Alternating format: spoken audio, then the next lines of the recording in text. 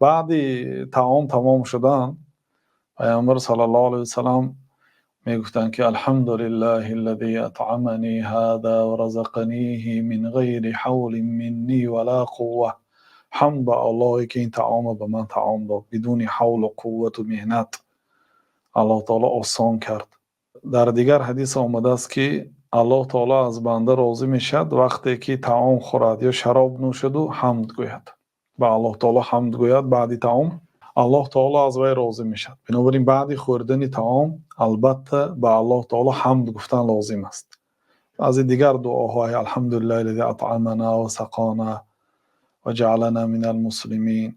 حتی در حدیث صحیح آمده است که وقتی که جناب رسول الله صلی الله علیه و سلام به جایگاه خواب می در آمدند و خواب می کردند، اونجا یک چند ذکرها می کردند. از جمله ذکرها الحمدلله الذی اطعمنا و سقانا و کفانا و آوانا فکم ممن لا کافی له ولا مؤوی. حمد به اللهی که به ما طعام داد، حمد به اللهی که به ما شراب داد، حمد به الله تعالی که به ما کفایتی کرد، حمد به اللهی که به ما جای داد، جای زیست، جای خواب داد.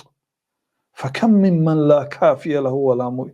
چقدر انسان های هستند که اونا ذاتی به آنها کفایه کننده، ذاتی که برای آنها جای میدهد ندارند. یعنی الحمدلله به جای، به طعام، ذکری یعنی که شکری طعام میکردن، هم بعد طعام هم وقتی که خواب میکردن. بنابراین بعد طعام به الله تعالی حمد میگوید، شکر میکنید. بله.